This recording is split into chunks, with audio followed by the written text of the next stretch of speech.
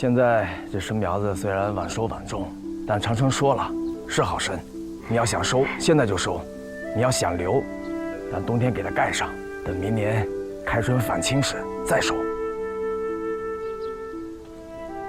俺就想告诉你爹，种参没有什么天谴。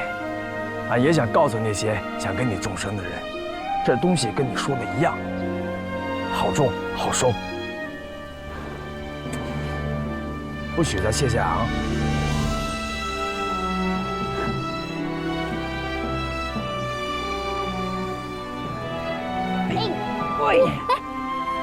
你把俺放下！你放！你踩着参苗子。上前头看看去。在俺大脚的帮衬下，参苗种的是越来越好。俺还带着乡亲们一起种，在那兵荒马乱的日子里，这参苗给了俺们些许甜头和盼头。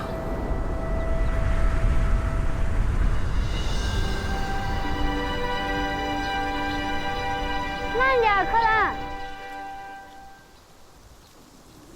绣娘，快来！一转眼5年过去了，铁头虽然不认傻挑，却认下了柯了这个儿子。哎呀，柯了，又在秀文家睡了一夜啊？是不是都不想回家了？说想爹不？儿子，来，爹抱。俺和大脚也终于有了俺们的儿子，取名叫封家明。日头光照得亮堂堂，小日本侵占了东北，整个国家都在风雨飘摇之中。那几年的灾情不断，涝灾之后是蝗灾，又遭遇了大旱。俺们靠着单身卖来的收入，才勉强度过灾年。能入口的粮食，也是数着日子吃。可比旱情更严重的，是一批批涌来的灾民。易子而食。嫂子，这报上还说啥了？还说好多灾民都死在路上了，然后就是狗啃人，人在抓狗。俺这饭都吃不下。有的吃就赶快吃吧。俺还听说呢，好多灾民在路上搭成了伙，抢粮作恶。乱世啊，指不定出啥事儿呢。嫂子，咱不怕，咱家肯定有粮食。咱家不是有好几2吨的余粮吗？咱家人口少，就是今年真大旱，颗粒无收，咱也能扛回去，是吧？哎呀，你快打嘴吧，就不能说点好的？说今年大丰收啊？还有啊，刚才那话可不能上外边乱说去。谁跟你说咱家还有好几2吨余粮的？你看见了？没有的事儿。这连年灾荒的，地上粮食连5成都收不到，回到咱这儿的就更少了。俺跟你说啊，咱家那2吨都半空了。真的假的？哎呀，俺骗你干啥呢？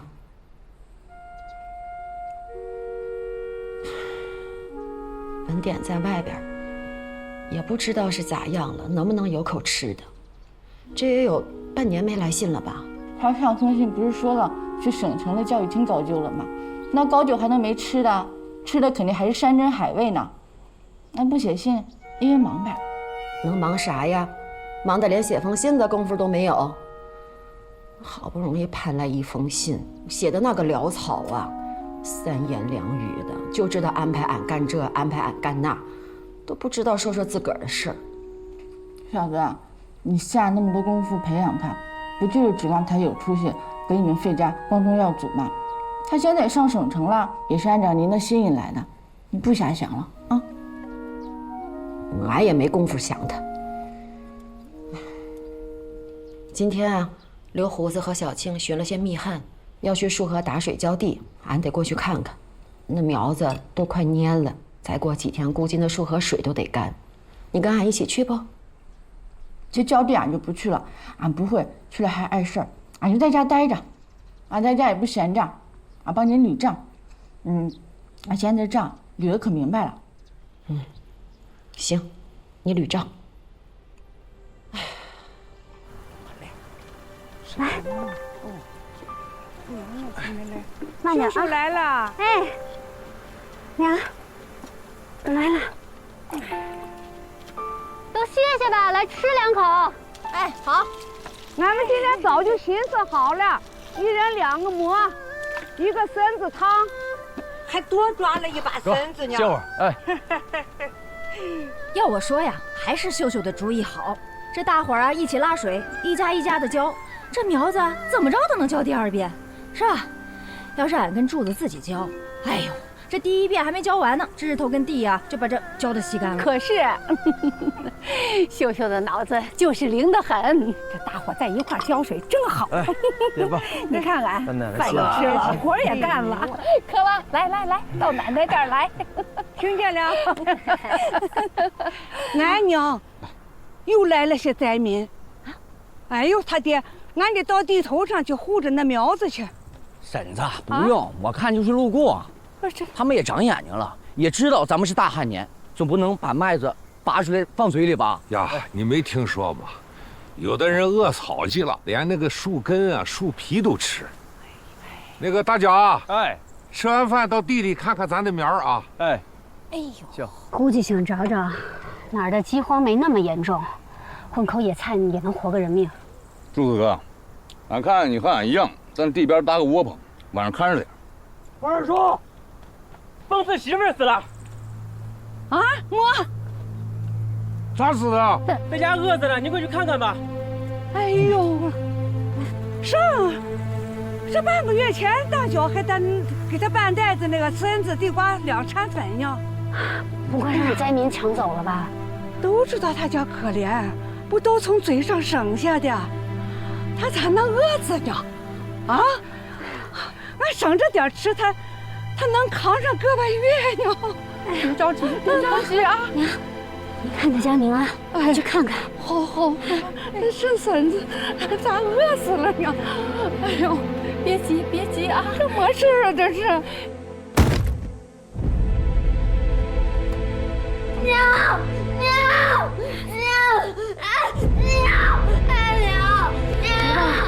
没吧？哭了。娘，你起来啊！娘，看看我啊！娘，放开！咋回事啊？俺们不都是送了参子和地瓜粉了吗？俺刚才问梅妹儿了，你不是送来小半袋粮食吗？这娘俩饱吃饱喝，几顿就吃没了。但你要跟她说，你吃饱了就躺着，睡着了就不饿了。这孩子饿得受不了，他就跑出去找吃的，结果回来一看，就没劲儿了。爹，父没主了，俺就给做个主。冯氏媳妇不像冯氏做了饿的，但村里怎么着也给凑口薄棺材，跟冯氏一起合葬。这个孩子是冯家的，你们冯家若是也养不起，那就看看过继给谁家做个儿子。俺们要。爹，老四呢，虽然做了很多恶事儿，但是孩子是无辜的，是吧？再说了，他也是俺们老冯家的后，俺们养着。那就盖上吧。哎，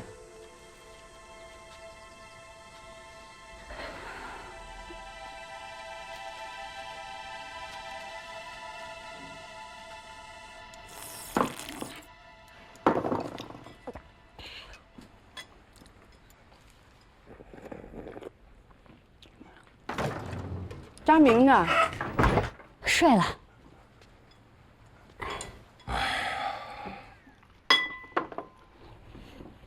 你少叹气，这都是你们欠俺们家的，就是你们家害得俺爹俺娘都死了，俺哥也跑了，就得是你们家，吃穷你们家。这个孩子小小年纪怎么这么说话呀？什么叫吃穷俺们家？来，200给你掰扯掰扯。当时你爹把马子引进了村儿，后来让马子乱枪打死，是吧？你娘纯属是自个儿饿死的，对吧？俺们全家看你可怜，把你抱回来，管你吃，管你住，好话一句没有，歹话一大堆啊！谁教你的？是不是你爹你娘教你的呀？行了，饭桌上不叫滋，等吃完了爱说么说么。俺又不是你的儿，你少管。哎，干嘛去？这孩子，搞不好将来也是个孽障啊！爹，他才多大的孩子呀，犯不着跟他较劲。四叔四婶子呀，这辈子忙着往嘴里葫芦食儿，没心思教孩子。这腻味没味儿，都跟野孩子一样。那现在没味儿来了咱家，就是跟咱有缘分，是啊。是啊，你忘了那年你叫大脚和秀秀把这孩子抱回来的，讽刺婶子在团练的院子里绑着，没味儿都快饿死了。抱进来了，你又给洗澡，又给熬粥，又给剥鸡蛋，就是这会儿俺们还没闲呢，你倒闲了。谁说的给讽刺屋里头留个后啊？快吃。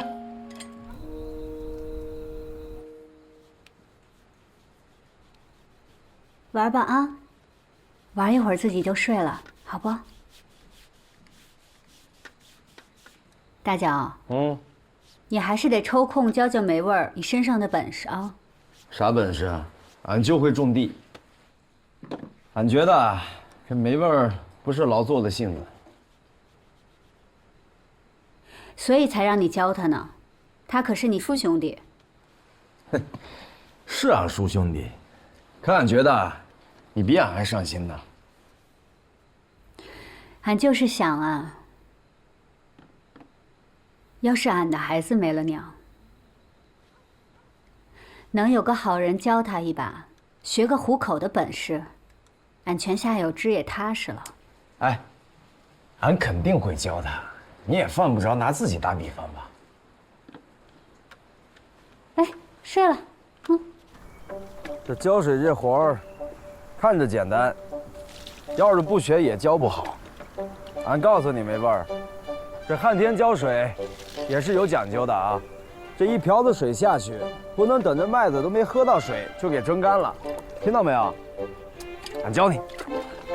俺不学，俺也和像俺哥似的，不种田，到处去跑去玩。俺不用学种田。你咋知道你哥天天在外头玩呢？俺就是知道，他老给俺托梦，他不托梦，俺也知道，他早晚会来接俺。俺就是在你家落个脚，你们别费心了。晚上吃饭不？吃饭不？是。吃就学。哎呦哇！看好了。不种地吃什么？啊？这是什么呀？啊？奶奶问的这是。大脚。啊？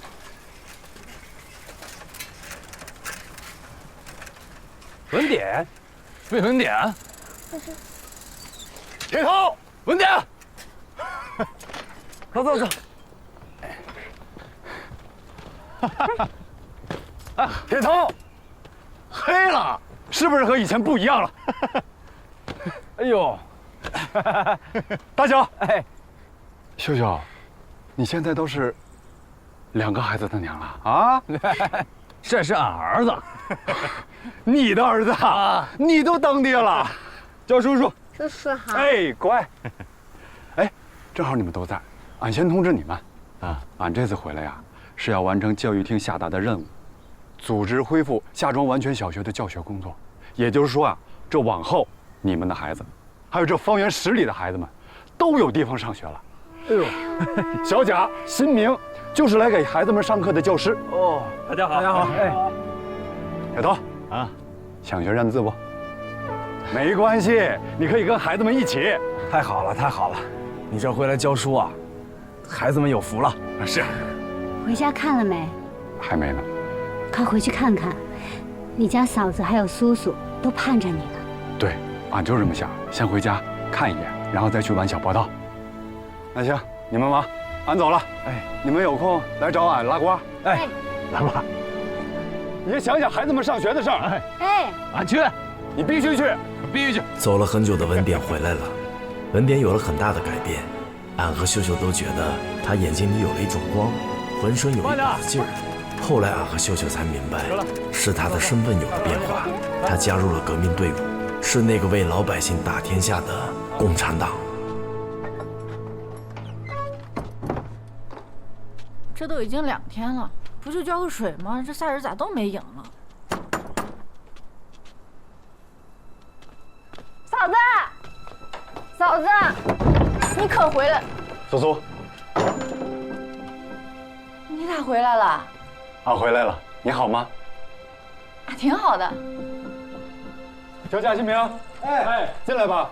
好嘞。嫂子不在家吗嫂子去大田里浇地了，2天没回来了。 ？2天没回来了。那刘管家还有小青跟着去了吗？只说是去浇地。俺去地里看了，俺没看见嫂子他们，只看到密汉在浇地。俺问了密汉，密汉也知不道。没看见。老师，这忙活了半天还没给我们介绍呢。这是，我们应该叫嫂子。啊，苏苏，这是俺一起的小贾新明，这位是苏苏，怎么称呼？你们问苏苏吧。叫俺苏苏姐吧。行，姐啊，进屋。哎，是文典回来了吗？嫂子，哎，苏苏，文典回来了。嫂子。呀，文典呢？真是你回来了！哎呀，路上他们还跟俺说你回来了，俺还不信呢。少爷，小青，哎，你这咋变成这样了？不是说去省城教育厅当官吗？这原来细皮嫩肉的，这现在咋跟个绝地汉子似的？嫂子，俺们有的时候啊，要在田间搞教学，难免会被晒黑。但是您看现在啊，是不是比以前壮实了？是，壮实了，壮实了。嫂子，刚刚听苏苏说您2天没回来了，啊，没遇到啥事儿吧？哎呀，能有啥事儿啊？小新跟刘胡子一直跟着呢。那天说上地里头看他们浇水，后来俺看时辰还早，就说上县城的药铺去理账，结果就耽搁了2天，也是忘了让人给苏苏带个信儿了。这，嫂子，这是跟俺一起的小贾新明啊，这是俺嫂子。嫂子好。哎，谢谢你们照顾文典哈。还没吃饭呢吧？没呢。小青，哎，快，这就去，屋里头坐啊！哎，小琴呢？进屋。哎，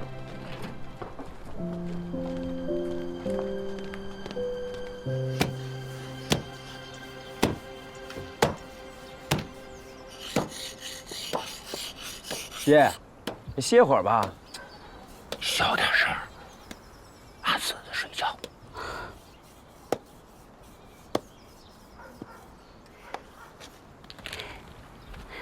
爹，虽然今年这大旱减产，但俺那药材还是赚了点钱。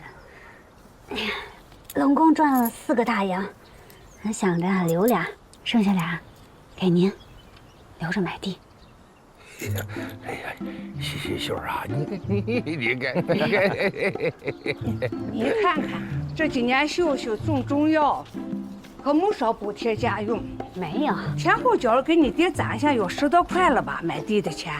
哎，去年冬月你爹心思就活泛了，要到土楼姑那儿去买地，让俺摁下来。俺就寻思着这年景不好，可不是买地的好时候。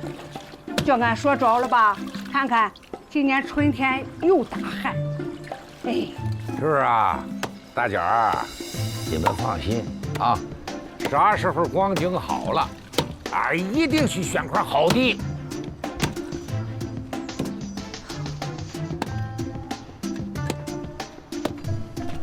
也不多待会儿，都吃饱了吧？饱了，嫂子。哎，往后想吃什么就来家里，嫂子给你们安排啊。哎，嫂子。哎，俺走了。你上哪儿去啊？俺去晚小报道啊。俺回来啊，就是让您看看，也让您放心。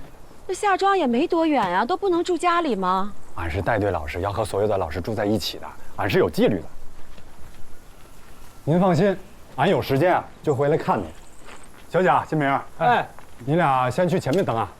行，好嘞。那嫂子，我们先走了。哎，来啊！苏苏，俺看你对这东西感兴趣，那行，过2天俺回来教你。哎，嫂子，现在灾情太严重了，也许到了明年、后年还会有更大的困难。这大旱再加上灾年，不少人都流离失所，甚至是卖儿卖女都活不起了。那咱家还是要该省则省，尤其是粮食，一定要节约。嫂子知道，嫂子现在可省了，俺现在也不点菜了。好嘞，嫂子，那俺走了。能多回来2趟啊？一定的呀，俺还要回来帮您干活呢。哎呀，慢点啊！好嘞。咋就不能在家住？哎，要不俺给你打个铺盖，你跟文典一块儿吧。文典，走，俺干啥去？你男人回来了，你不得跟他一块儿吗？你不会又让俺生孩子吧？哎呀，嫂子说过了，不会再逼你。嫂子说话算话的。那文典现在又要教书又要下地的，身边得有个人伺候着呀。俺现在去不合适。咋不合适？伺候自己男人天经地义呀。那文典哥的意思，他自己去了都不知道睡哪儿呢。俺去了咋办呢？啥咋办呢？他睡哪儿你睡哪儿啊？行，俺答应你，俺可以去，但是俺能不能明天去看看啥情况，再回来打包铺盖，行不？也行，明天你去看一眼，然后看都缺什么，回头叫小青啊，一块儿都打包了给你们送去，行？有人吗？有人吗？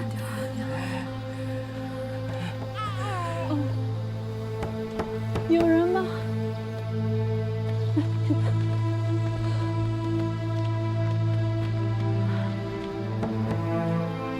大娘，您开开门，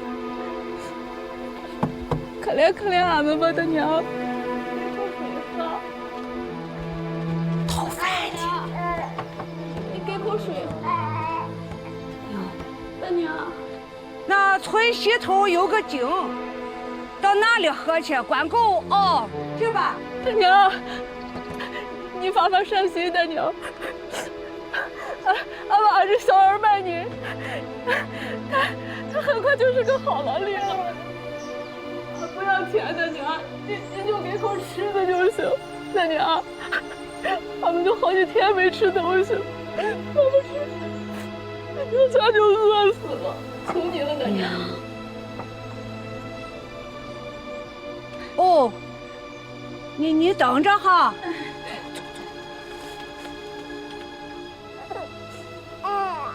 几百，浪费了，你看，喝完了再来，喝完了你的，你等着，哎，快进来，喝你的。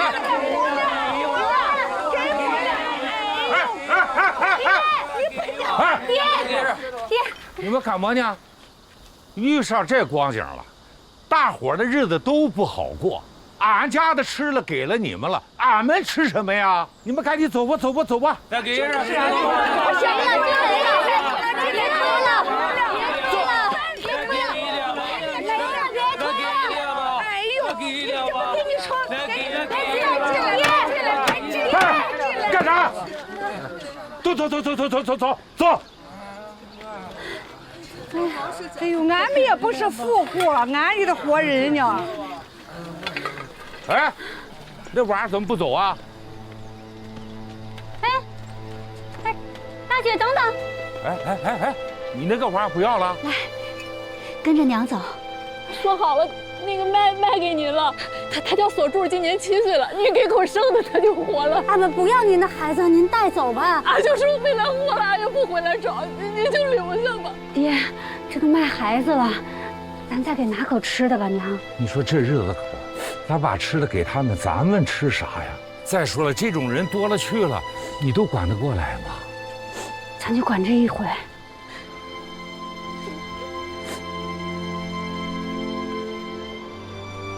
哎呀，赶紧走吧。拿着给孩子吃。快去！哎呦，快！咱再别找点事儿了啊！你看看刚才破门子，你。姐姐别给我吃的，没有吃的，你们别抓，没有吃的，没有吃的。没有吃的，别追啊！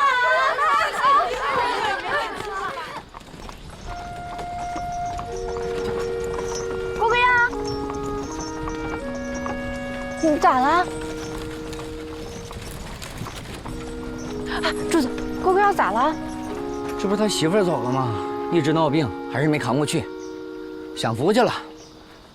就是可怜郭贵妖了，以后啊就成老姑姑了。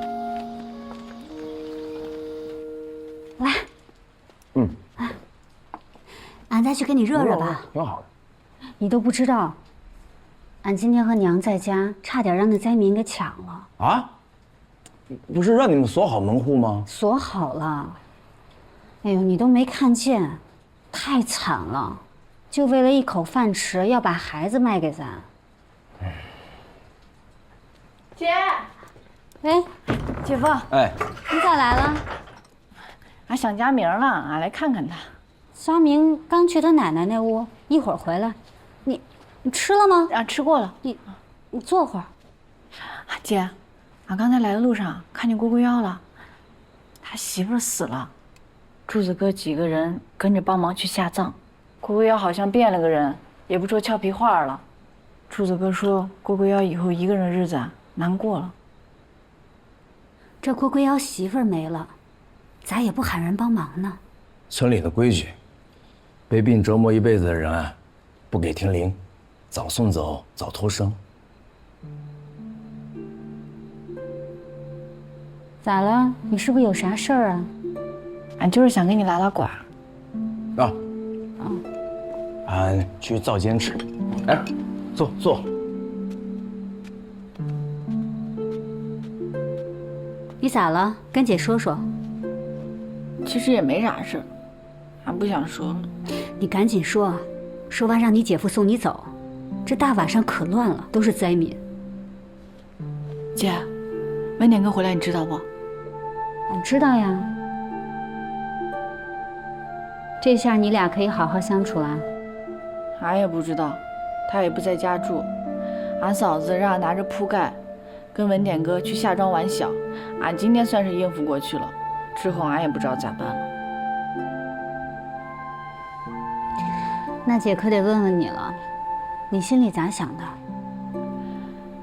俺以前吧就觉得文典哥是个小白脸，整天诗啊书啊，好像拿不起个儿。但这次回来他不一样了，他爷们儿了，他好像长大了，他说话都有劲儿了。这文典好像是有点变化。俺以前挺不稀罕这个人的，他上次走又伤了俺的心，俺就想，如果他这次回来，俺就跟他分开，俺跟他把关系拎清楚。可是他这次回来不一样了，俺这心里就乱了。其实这说1000道1万呀，还是得看你得接受他，喜欢他才行。正好你俩之前也没有机会好好相处相处，这次借着他回来，你再试试。那再试试？试试吧，姐可太希望你能安定下来了。哥嫂，在屋不？咋了这是？哥，嫂子，咋了？文典让你们去俺家开个会啊，看他那样，感觉是个挺重要的会。开会啊？铁头说俺要开会，其实不是开啥会，俺就是想啊，跟俺最信任的你们说说俺这次回来真正的目的。俺先说一下俺自己，俺已经参加了中国工农红军，并加入了共产党。小贾还有邢明他们是俺的战友。俺们这次回来啊，是以完小教师的身份做掩护，实际上是要完成鲁南革命委员会下达的任务。最近大家应该都感受到，咱们这一代的灾民灾情有多严重了吧？面对全国，灾情严重的地方不只是咱们这儿，黄河一带的泛滥，长江一带的干旱，就连水乡泽国如今都成了一片焦土，多地的灾民死亡无数，遍地尸体。有些地方把吃人肉、卖人肉当成了营生，甚至出现了易死而逝的情况。啥意思啊？那报纸上说了，有些灾民不舍得吃自己的孩子，就拿自己的孩子换别人的孩子吃。啊？都成这样了啊？可是你们看看国民党在干什么？他们在忙着增强势力，他们在忙着占地盘，他们根本就不顾咱们老百姓的死活。可是咱们老百姓要活呀，咱们只有起来反抗。你说咋干，俺们就跟着你干。让财主东家们主动开仓放粮，赈济灾民。那要是这些东家们都不服说了，那就是不放粮，咋整？你像那宁学祥还有宁可金他儿子护着。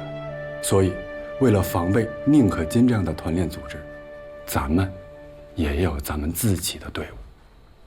铁头，你有组织农会的经验，俺希望你把农会的兄弟们都秘密地组织起来，随时协助俺们开仓放粮。你不用担心宁可金那样的团练组织，如果有需要，鲁南革命委员会第1纵队会支持咱们一起行动。那到时候就能一举达成击溃财主武装缴获枪械，没收财主的粮食，分发给农民和灾民的最终目的。哎，太好了，俺听你的，你就放心吧，俺随时听你安排。文典，俺跟秀秀能帮你做点啥？大侠，俺希望你和秀秀说服宁学祥主动开仓放粮，说服宁可金不要抵抗，放下武器，最好能加入咱们的队伍。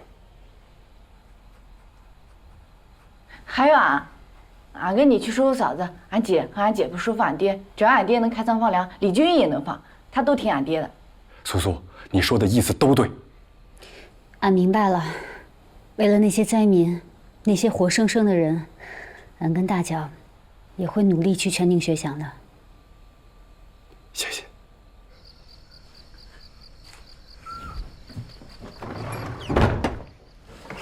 哇，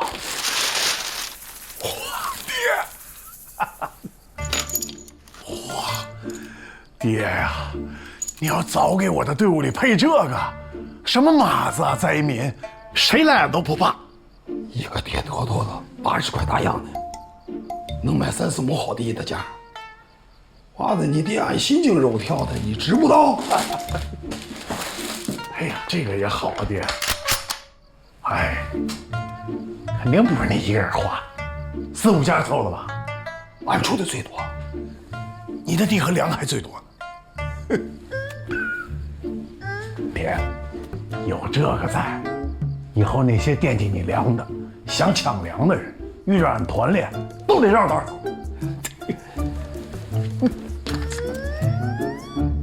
你多么？哎，我苗苗。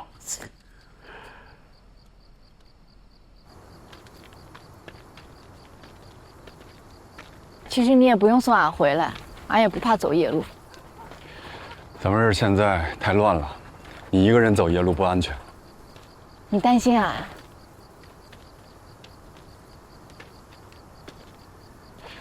苏苏，你知道俺这次回来是带着任务的。等这次任务完成之后，俺会再次离开。至于下次什么时候能回来，俺也不清楚。所以俺想把咱俩之间的关系处理清楚。俺不能再耽误你了。你送俺回来，就是为了说这些啊？俺问你，是不是上次俺要真怀上你的孩子，你就不会跟俺提分开的事儿了？俺姐说了，嫁谁家都不如嫁你家，知根知底儿，你人也好。俺想了，这都是好话，俺该听。再说，俺也不是差的嫁不出去。哎，苏苏，俺不是那个意思。文典哥，咱俩的事儿不是咱俩能说了算的，你要有啥事儿，得跟嫂子商量。你回不？咱坐下来好好商量商量。苏苏，自己的命运应该掌握在自己的手里。俺就不进屋了，俺要回去跟小贾他们开会。费文典，俺告诉你，你没耽误俺。俺先跟你一起忙你的大事儿，咱俩的事儿以后再说。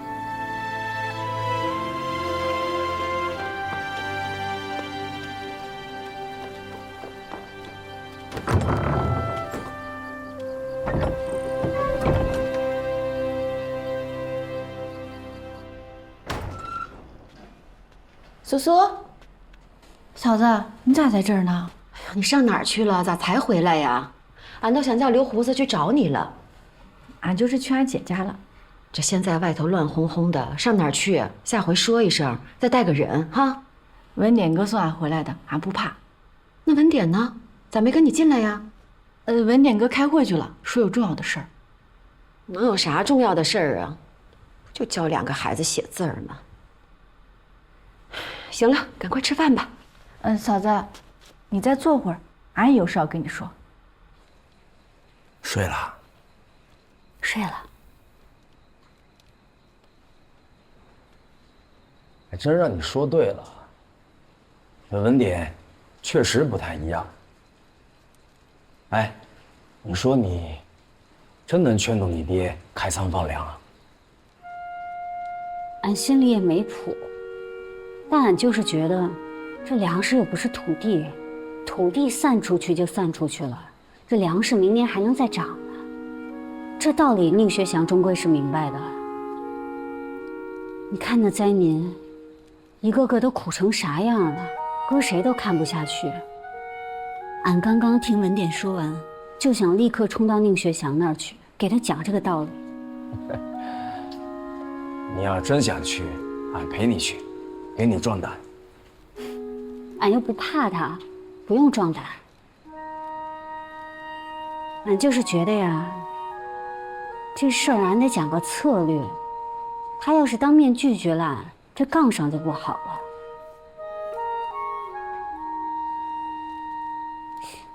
俺想着，俺明天先去说服俺哥，争取让俺哥加入到文典的队伍里，后面开仓放粮就不是难事。俺这次见到文典哥才知道，他这次回来就是想让大户们开仓放粮。俺跟文典哥都商量过了，俺跟他说服你，俺姐说服俺爹，咱都帮帮那灾民，咱给他一口吃的，他们就活下来了，是吧？文典这回回来，就是要带头让俺们开仓放粮的。你别管是不是他带头的，就这事儿咱就该做。嫂子，那灾民多可怜呢，都快饿死了。那咱有粮，那咱就放出去啊。嫂子，您要是能开仓放粮，你就是咱天牛庙村第一个开仓放粮的。那传出去，文典哥脸上多有面儿啊！到时候俺让文典哥和灾民给你发一个最大的匾额，让文典哥亲自给你挂到祠堂，这多好啊！俺稀罕你那匾额，俺没粮。咋能没粮呢？上回不就跟你说过了吗？家里的粮顿都办空了呀。那要是真没有，俺明天得跟文典哥说一声去。去说，带上铺盖卷去说。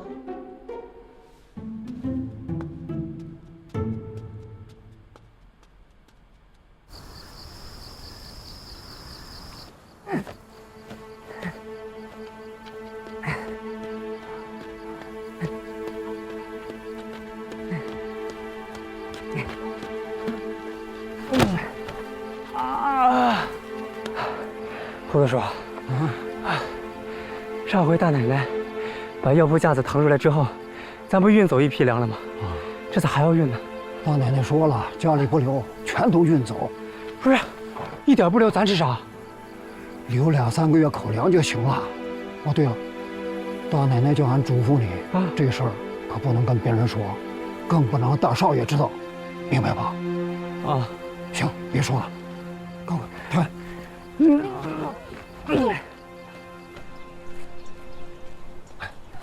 耶，咋不进去啊？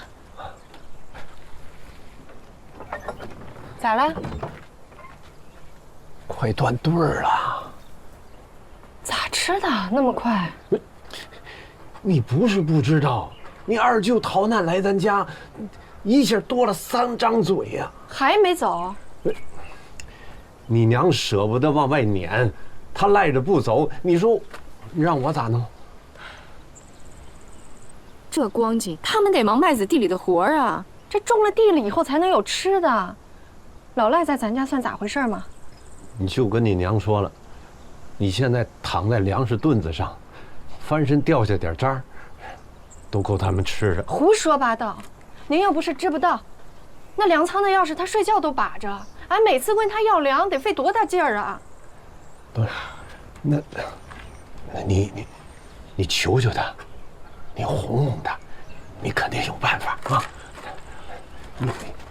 你跟他说点软话，要不然我教给你。他要不给你粮啊，你就说你回娘家。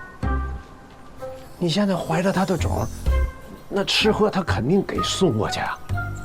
他要是再不给粮食的话，你就不回来住了，你就饿着他的种。爹，你这都出的啥主意呀？我出的这，我。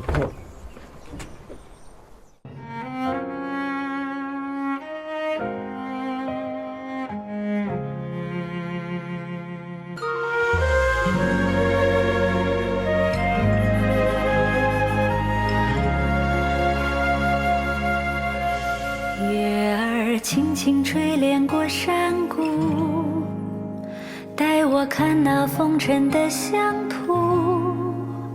岁月一朝一夕的沉浮，使我心安处。万物有时生长于荣枯，不落幕生命的起舞，那样的明媚。我和万物，汗水奔赴这苍茫，浸润时光的行囊。人生几多漫长，我用岁芒丈量。点一盏灯火回望。